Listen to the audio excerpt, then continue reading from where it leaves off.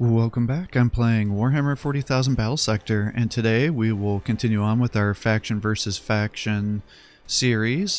Today I'll go over using the Adepta Sororitas to play against a Khorne-based army here. But first, if you're enjoying these videos, please give my channel a like and subscribe to encourage and post more content for you. And I'd also like to say if there's any specific faction matchups that you're struggling with and you want me to put together a possible recommendation army roster, let me know. I do apologize, a couple of people did ask me for some requests a couple months ago when I did a little hiatus on this series when I was going through the Astra Militarum roster. And that's another series I have where I go through the unit guide and I kind of give my thoughts on each unit, and then I play a skirmish match using them, kind of building an army around that unit, and then show off what they can do when they surge and can empower their abilities. So if you're interested in that, please take a look at that channel as well. But there was a couple of subscribers that had asked for a couple faction rosters. I had it written down on a piece of paper and I seem to have lost it. So if you requested a faction versus faction video and I have not uploaded it yet, please comment in underneath this video or any of the other videos in the series, and then I'll record that, write it down again, and then I'll try to prioritize recording those matchups as well. Otherwise I'm just going to kind of go through faction by faction. I'll just kind of do one faction and go to the next one. Now, that doesn't mean I'm going to do like an Adepta Sororitas against every faction and move on to the other one. It's just I'll move from like Space Marines to Adepta Sororitas, Necrons, you know, do one video for each one. Unless you, like I said, send me a request to focus specifically on a matchup that you're struggling with, and then I'll try to prioritize that over top of that. But today, I would say the Adepta Sororitas are a pretty good faction against Khorne.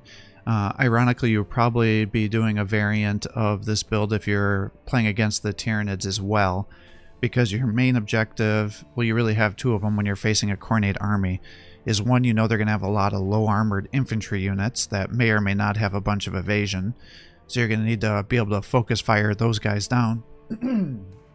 Well, also prioritizing the being able to snipe their summoning units down, so by the end of the match they're unable to completely overwhelm you with the forces. Now, one of the things that can be a little bit troublesome with Khornate forces is if you can kite them, then you can easily kill them with no issues. But once they get into combat with you, they can start stacking up some bonuses to really do a lot of damage, and that can actually make it a little bit hard for you to stay alive even with your evasion. The other thing is you need to be aware that they have really good cannons and things as well, so if they do a cannon build, that can sometimes be problematic if you're not taking the biggest advantage of your evasion bonuses. But the big thing is you need to get as many kills as you can, and usually flamer units will allow you to do that quickest, so you can build up as much momentum because that'll allow you to stay alive, and because of the increased momentum you get for the sisters, the more evasion they get. And then it also allow you to surge, so you can potentially kill 2 to 3 units of their infantry every turn if you're going with like a heavy flamer build. So the other thing that you can do is the Canoness, especially if she has a Blessed Blade. She's one of the few units that can almost solo a Bloodthirster, assuming he doesn't attack you on the first turn, because when he counterattacks, he does this lame-ass kick that does like 50 to 60 damage, whereas when you're the Canoness, you'll hit with 2 attacks with your Blessed Blade, and so you'll be doing upwards of 150 damage per attack, and as she takes damage, she should start getting evasion, and you can even buff it even further with like the Rhino and the Smokescreen. So all those things together can really help you get a lot of kills here. She can also help you quite significantly with her buffs here. So she's got the Inglorious Incantation, which will give you plus 10% bonus HP to everybody that's in with one tile of her, and it also gives them minus 10% damage reduction, so this can significantly help you stay alive. If there's a unit you're trying to snipe from afar, or let's say you're about to start attacking a Bloodthirster or other hero unit, but you're worried that she's too close to being dead, well, go ahead and spend one of your action points and give them minus 50% accuracy, minus 20 of, so then they can't counterattack you and you won't miss your attacks, minus 20 evasion, so therefore they can't dodge your attacks. They have less movement, so they shouldn't be able to get away, and then they also suffer 1 action point. So obviously if it's a hero unit, they'll still have 1 action point to use the following turn.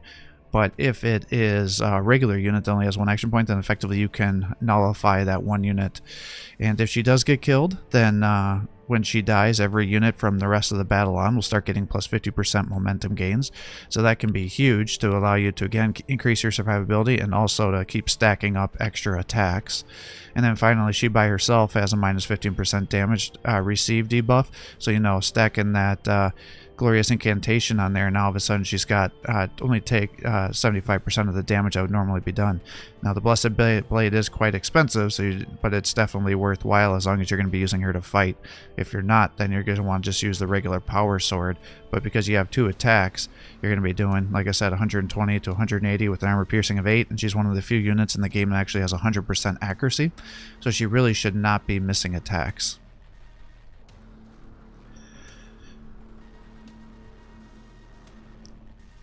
The other thing you should be aware of with the Adepta Sororitas is you have to do like this fine balance of letting some guys get attacked so they can generate momentum, because when they take damage they gain momentum as part of their passive bonus ability. The more momentum you gain, the more command points you get, in addition to the units that you're getting killed. So you need to like try to aggro enough attacks where you soak up a bunch of shots. If they just kill you, obviously you're not going to get the momentum, because each model will generate momentum if they're getting hit. And that's why when you're fighting them, say with the forces of Khorne, you need to make sure you're killing the units. Otherwise, you're just going to give them so much momentum that's going to be really hard for you to get the kill. So you just got to take that into consideration. And then as you get your command points, you know, the tier 1 ability gives you increased damage and accuracy and crit chance, I think. The tier 2 gives you +2 movements for everybody that's around there. And then the tier 3 gives you extra damage and armor piercing. So it definitely allows you to do really good things. I mean, with the movement, obviously it's going to let you kite units more effectively. And then it can also allow things like the Retributors to end up getting tons of extra shots if you're going to sacrifice all their movement. But generally you're going to want to be kiting the units to be able to shoot them from afar while still stacking up your momentum. And it'll also allow you to run around the map to hopefully be able to capture any strategic command points if you're playing a matchup like that. You just got to be careful, because an Exterminatus mission can be very hard with the Adepta Sororitas, especially if the demons just kind of camp out near the end and just keep summoning units on top of you, because then you have to kill all those summoned units, but you don't get any points towards the Exterminatus objective when you kill summoned units. It's only the units that were started out. So that is one major advantage that the Khornate forces do have against you. So here's an example of an army I would bring against the forces of Khorne. You know, the Canoness, for the reasons we discussed, she's a good buffer. She can do major damage to pretty much anything on the Khorne roster, and she's pretty tanky overall. You just got to make sure she doesn't get herself flanked, because once you start getting once you flank a unit in melee, then all those bonuses really don't matter as much, and you'll be landing a lot of damage onto her and she'll die. So just be careful. I always go with the Hospitallers. They're just such a good unit. For attacks, they can't do anything, so they can't really defend themselves, but they do have the Medicus, which will remove all negative status effects and heal 50 HP per model, so you can do major healing with this. And then more importantly, they have the Rites of Intercession, and what that does is it gives any unit that they're putting this ability on an extra AP, and those units also get +10 bonus HP. Now, the +1 AP only lasts the first turn you cast it, even though it says expires in 2 turns. The bonus HP expires in 2 turns, not the bonus AP, so sometimes that confuses people. And then the thing is, it only goes on infantry units, so you can't put it on vehicle walkers or arcoflagellants, so just be aware of that as well. It also sometimes tends to bug out if you put it on like your commander unit, because the game's not used to you going up to 3 action points, so you need to be very cautious with that, because you can potentially give her the bonus attack, you'll start attacking, you'll get her to surge, and then you can technically have 4 attacks with her in 1 turn, but it'll sometimes bug out if you do that. So you got to make sure she uses her attack, surges, and then gets the intercession there, or wait till there's only 1 action point and then you can go back up to 2. But you do have to be careful, because there is a bug with this not always working when you put it on units that have multiple action points already. So do be cautious with that, but she'll allow you to keep healing and keeping your guys in the battle. Obviously, Celestians, I think, are an excellent unit to bring on this matchup. That's because they're very cost-effective for their flamers here. So for 90, you're getting a flamer that can hit up to 2 squares away. Now, the damage isn't great. You're doing 16 to 24 damage But if you have a full squad, you should almost, if not completely, be able to wipe out some squads. And if you start stacking 2 on each other, then you can start getting some major momentum gains. And then when they get hit, they have the Shield of Faith, so they end up getting additional melee armor. So that brings them up to an armor piercing of 5. So that helps mitigate some of the flame attacks and things like that the Khorne beasts may be using on you. For the most part, once you get into melee, it's not going to be as important, because I think the Khorne guys have 6 to 8 armor piercing in melee anyway, so they're still going to be able to overwhelm your armor, but any little bit helps. And then if for whatever reason you need them to tank, or you're worried about your commander unit getting attacked, you could also just plop this down, the Oath of Protection, and that'll give all these ladies here an additional 10% HP, and then they get +1 armor. So if that stacks with this, you'll get up to 6. And then again, if you end up giving them the rights here, then they have another 10% and minus 10% damage received. And if you, for whatever, had the rights intercession, then that's another 10%. So now all of a sudden you can see how you can start getting some significant HP buffs to some of these units to allow them to really tank. I tend to really like the Sisters of Repentia.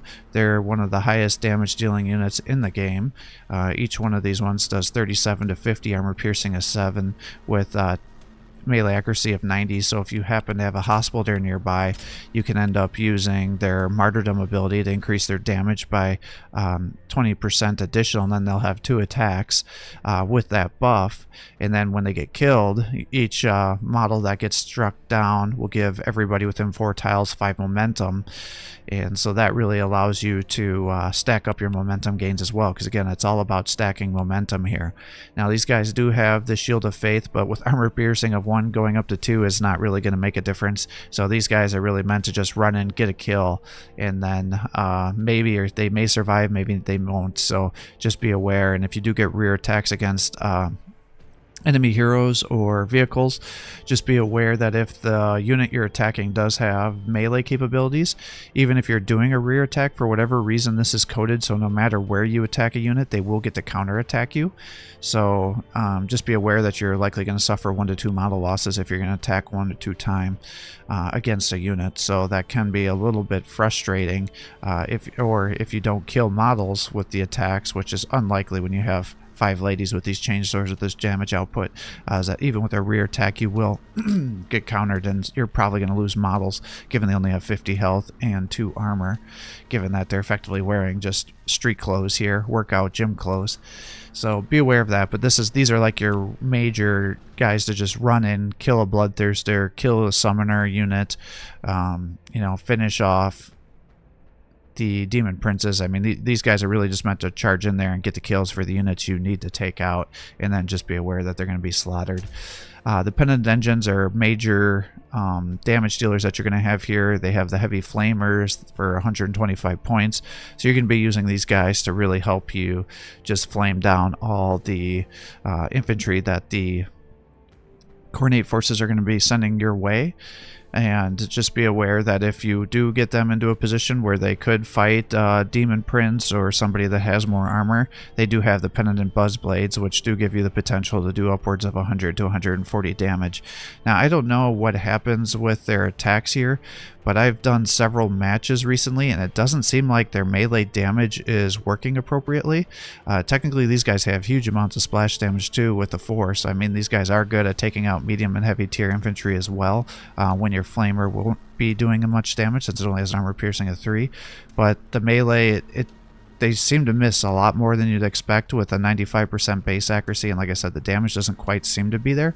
Now, if you're doing rear attacks, it works out correctly every time, but I've fought like dreadnoughts and things like that where he lands both the attacks and only does like 60 damage, so I'm not quite sure what's going on there.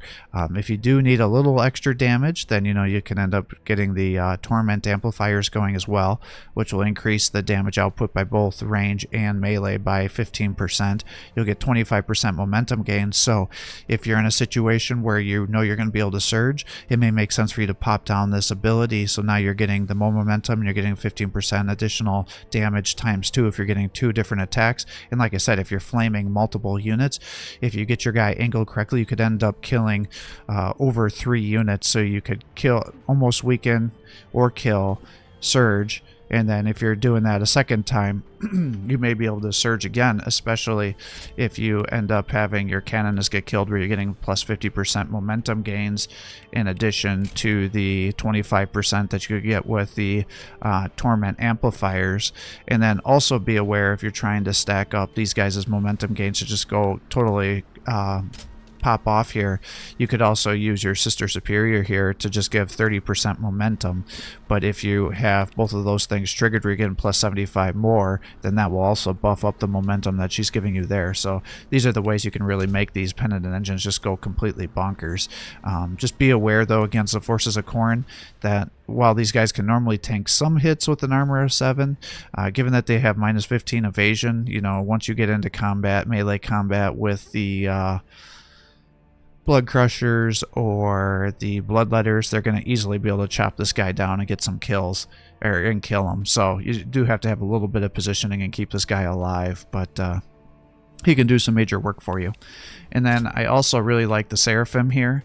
The reason being is they can help me snipe down all those high value targets to really take out those summoners to stop them from overwhelming me. They also have quite good evasion, so you can get up to 15% evasion just with this. And then you give them Seraphim wings, so you can fly around the battlefield and be able to snipe guys down. You have the Hospitaller give them double attacks, and then plus 10% bonus HP, plus, you know, another 10% bonus HP here, plus a minus 10% damage debuff. And then they start stacking up all those momentum. It can sometimes be really hard for a melee force to actually kill these guys. And then when you have the Inferno Pistol, they also have a zone of control, so then anybody that's melee either has to stay and fight these ladies, or they have to try to run through all their attacks. Now, I have seen some people want to do the Hand Flamers because it helps you get through a lot of the infantry, but then you can't kill the heroes. And the heroes and the summoners are the ones that are going to make you lose the mission for the most part, so I think going with the Infernal Pistols is a much better option. And then you can use the Rhinos too. They're nice because you can hide your very squishy Sisters of Repentia in there. You can get them into combat. You can also pop the smoke, which will give you plus 15% evasion. Their bolter is really crappy, so I really wish they would increase the amount of damage that this does, or just give it a little more armor piercing. But that would definitely help. And then the other thing you should be aware is the Rhino does have a self-repair function.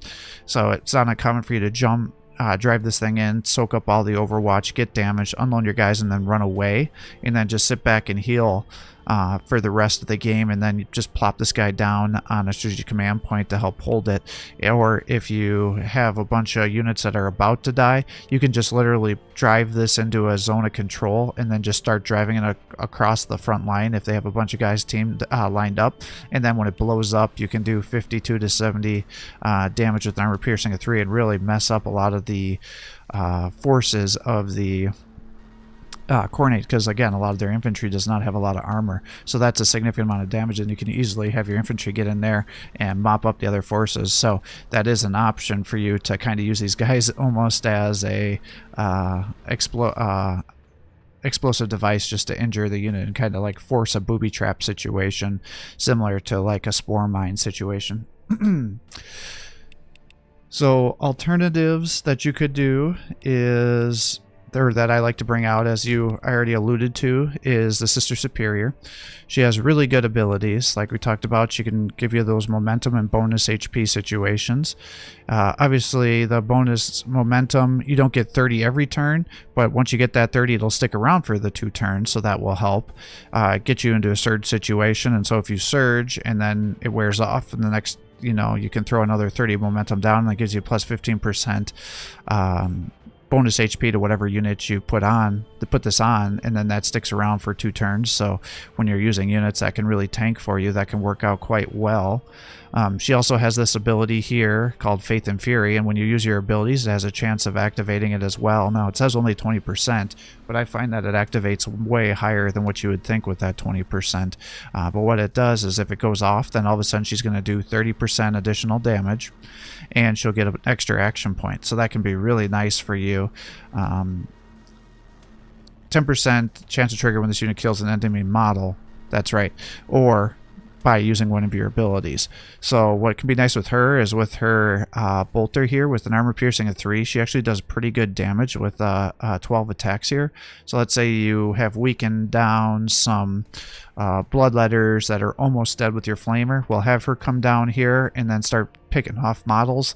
Then she'll have a pretty good chance of triggering this, getting an extra AP to let you finish off the squad and do more damage. She also is no slouch with her chain sword. Now you do have the option to give her a power sword, but at 55 points that's pretty expensive, so I don't find most people tend to do that. We kind of just stick with the chain sword. If you have some extra points, you could certainly give them the plasma pistol too, because that'll give her some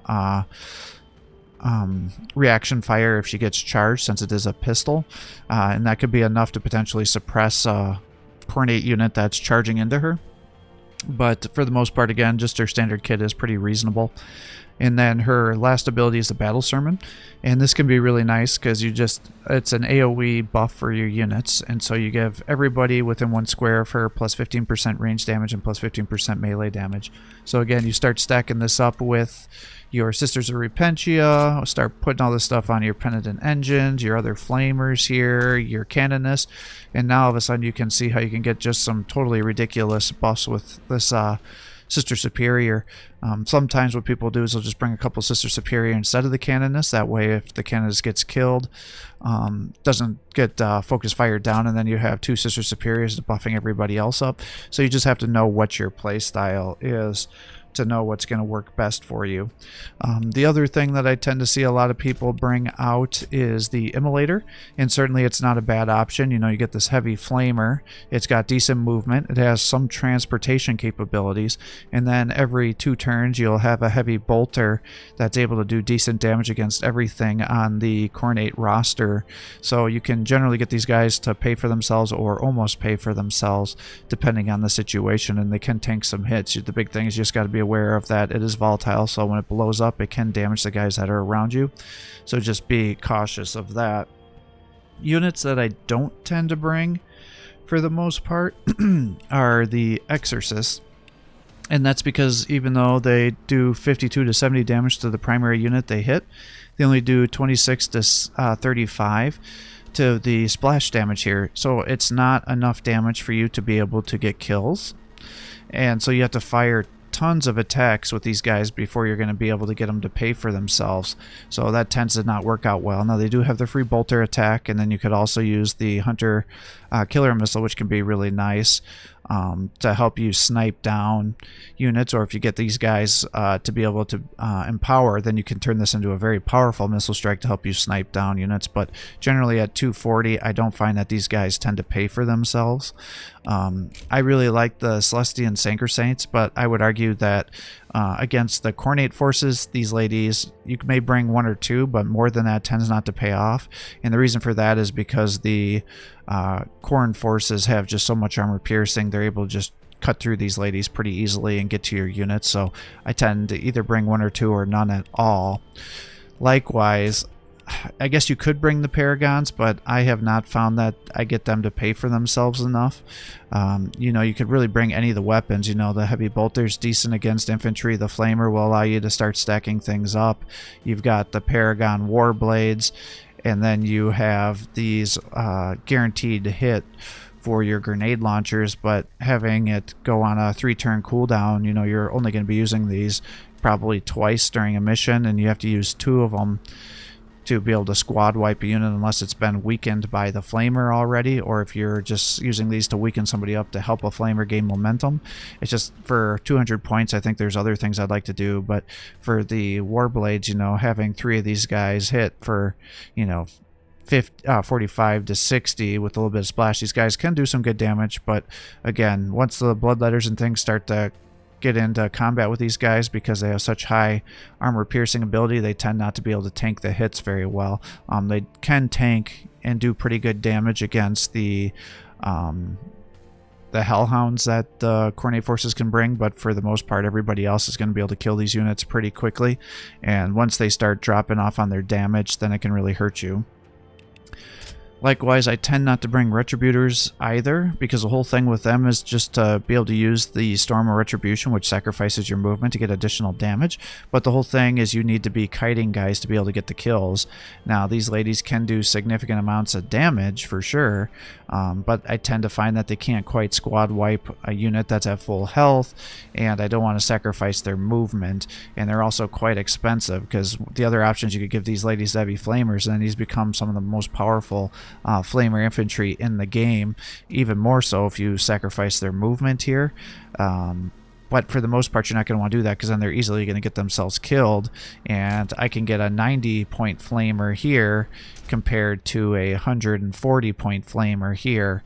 And so it's just going to be easier for me to make them waste more attacks going after more models here, and also potentially get pretty similar damage output. Now, one thing you could do is you could give them the multi-meltas here, and that will help you really snipe down enemy heroes. But if you're doing these other kind of builds, again, I can find more cost-effective ways, because these are 140, whereas I can just do Inferno pistols for 100 points. So it's like, they're just not, I just don't find that they quite do enough for me here. Now, the one advantage that these ladies do have is if they suffer a bunch of casualties, you still have the option to throw in a crack grenade every 2 turns, and they pretty much have a guarantee. I don't think I've ever seen a grenade miss, which is kind of annoying. But they do have the Graze ability now, but it gives you 67 to 90 damage with 1 splash, I think, and it has an armor piercing of 7, so you can still do good damage and kill some models even once these people are taken out, or once the demons are taken out. Arcoflagellants are a hit or miss. I tend not to bring them against the demons, because again, they're going to be bringing out their Hellhounds, and the Hellhounds are just easily going to be able to flame these guys down and get the kill. But they can be a real nuisance once they start getting their momentum up, because you start stacking up all those evasion bonuses, and it can actually be pretty hard for the Khornate forces to kill these guys in melee, but anybody that's not in melee is easily going to swamp these guys down. So I tend not to find them super cost effective, but you can take that into consideration. And ironically, this is one of the few matchups where I actually think the Battle Sisters are pretty decent. They can do, because you're fighting mostly unarmored units, their bolters can do decent damage against the infantry. You can also throw around the frag grenades, and that will allow them to do decent damage against all the models to allow your flamers to set up some kills. And then once they start getting into combat with the units that you actually need to kill, you start throwing down some blessed ammo, giving you additional armor piercing and bonus damage. And if you stack it up with some of your other buffs, all of a sudden these ladies here can end up doing 50-60 damage per full squad attack to the Bloodthirster and Demon Prince, so you can actually do some decent damage. And then you can also just have them go in front of your more important units like your flamers, and then they'll have to kill these ladies before they get to your backline, so you can use these guys as just kind of a body blocker as well. And they also have the Shield of Faith, so they can get up to 5 armor piercing, and then with some evasion it can require them to have several rounds of attacks to be able to wipe these guys out to get to your more important units. So it can definitely be some interesting thoughts there. So I think I prefer my build here going with flamers, but like I said, I have seen some very effective Battle Sister play against the Khornate forces. So I hope that gives you some understanding of how to use the Sisters of Battle against Khorne. Kind of the big thing to remember with the Khorne is what they're going to be doing against you is obviously doing lots of summoners, so they can get additional units. So you just need to you want to take them out as fast as possible. If they bring the Blood Master or Blade Master, I forget what they're called, they also buff the armor piercing and the armor of everybody around there, so you want to make sure to take them out to get rid of the buffs. You need to be very careful, because the Khornate heroes' command point abilities can really mess you up. They have the ability to make you blind, which then will really affect most of the ranged units here other than the flamers, so just be aware of that. And it can also reduce your movement so you can't escape. They can take away your momentum, which is absolutely devastating for the sisters, because the momentum gimmick is one of the ways these ladies are able to keep themselves alive. And if you can't start stacking momentum, then you're going to end up in a world of hurt and you're going to easily get yourself killed. You need to be doubly cautious with that because the Bloodthirster, let's say he's blind and has been totally debuffed by everybody and he's not going to have a good chance to hit. Well, he may want to use that Roar ability, and that will do psychic damage to everybody around him, so that's guaranteed damage to all these units. And then it also takes away more momentum for everything, I think, within 3... Yeah, I think it's a range of 3, or three squares around him, not 2. 2 or 3, I can't remember which. I'm pretty sure it's 3. So that can really allow him to really mess up a lot of your units that are there, especially if they're getting really close to surging. So just be really cautious with that. So again, you want to target focus a lot of those guys down, and then by the end of the match, if you've killed a lot of their units and you have unfortunately allowed them to summon a lot of units and you haven't been able to kill their HQ commander, then by the end their tier 3 ability is a large AoE that does I think 30 to 60 or 30 to 50 psychic damage, and that can just annihilate most of your infantry by the end of the match, because by then they're all going to be pretty injured. So it's definitely a priority to take out the HQ commander so they can't use those abilities on you. And then you know they're going to be bringing the Flesh Hounds because they're going to be able to move all around the map and use their charge ability. If you have low armored units, they're going to be using the Roar ability to flame you down. And then they're going to either be using the Skull Cannons to sit back and just blow you up from range and then charge in once they get into range. So you got to be aware of that, because they also have that brass shield that gives them a 25% damage mitigation. So you just want to make sure you're not wasting attacks when that's up, but you also want to make sure you don't have a bunch of your, Seraphim right next to them if they do have the charge ability, and just set up a major charge attack, because that will allow them to kill you. So you just got to be real careful. So again, kiting and sniping is the best way to take out the Khornate forces. So once you kind of have an understanding of what they're going to do to you, then it makes it pretty easy for you to take them out. Most people do not bring the Soul Grinder because he's expensive, but if the Soul Grinder does come, you need to be very careful to protect your Penitent Engines or your Paragon Warsuits, because the Soul Grinder, in addition to the Demon Prince, they will easily be able to snipe these guys down with their ranged attack. So be very cautious with that. That's another thing that you should be aware of. And then finally, the other thing that they're likely going to want to do is charge into you and try to blow up your transports before you can unload everybody. So you just always need to be cognizant of where your transports are, in relation to the Bloodthirsters, if you have guys that are full in the transport, so they just jump in and kill you, because that's the fastest way to lose a match against any faction with the Adepta Sororitas, is have your transports get taken out, because in this game, if they're in that transport when it gets killed, everybody inside it dies. There's no save, there's no unload and take explosion damage, just a flat out death. And so, having 2 Bloodthirsters jump in, and if they land all those attacks, it's going to kill your Rhino for sure. So be very cautious about that as well. So I hope that gives you some ideas on how to use the Adepta Sororitas against the forces of Khorne. If you have other builds that you think work really well, or you disagree with my thoughts on these units, please share it below in the comments so newer players or even more experienced players can see what other people are doing and kind of get some more variability into the builds. But I found that this allows me to win a vast majority of my Adepta Sororitas versus Khorne matchups here. So thanks for watching. I hope you're enjoying these videos. If you are, please give my channel a like and subscribe to encourage me to post more content for you. Have a great day.